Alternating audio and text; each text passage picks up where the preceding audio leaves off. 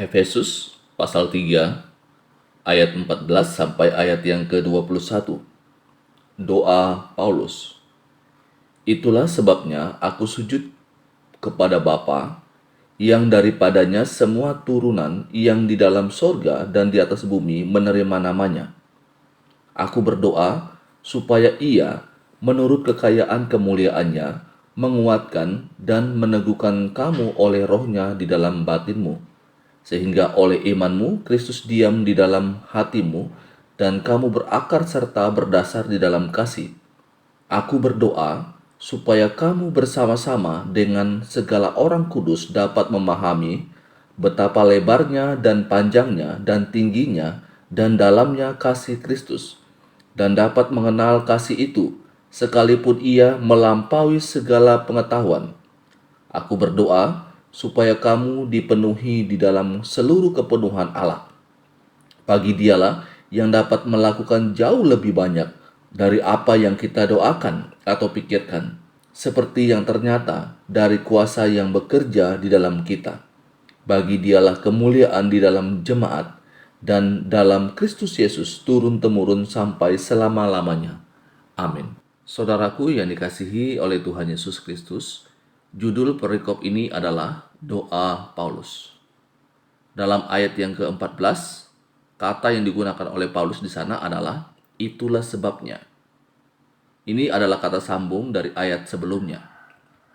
Pada perikop sebelumnya, Paulus menjelaskan bahwa Allah menginginkan dia untuk memberitakan Injil kepada orang-orang non-Yahudi.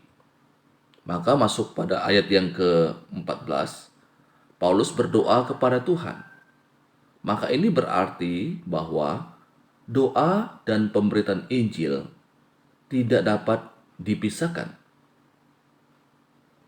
Bagi setiap kita yang memberitakan Injil, jangan lupa untuk berdoa.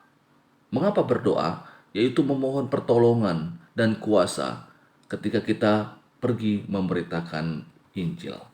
Nah, doa yang dinaikkan oleh Paulus dalam bagian ini, mari kita memperhatikan apa saja yang didoakan oleh Paulus kepada Tuhan.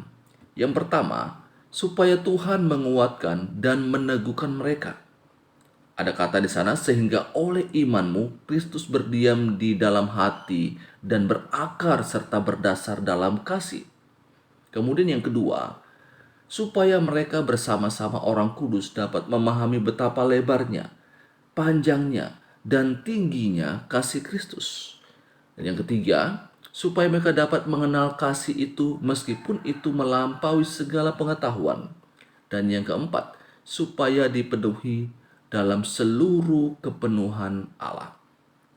Dan bagian terakhir, Paulus menaikkan pujiannya kepada Tuhan.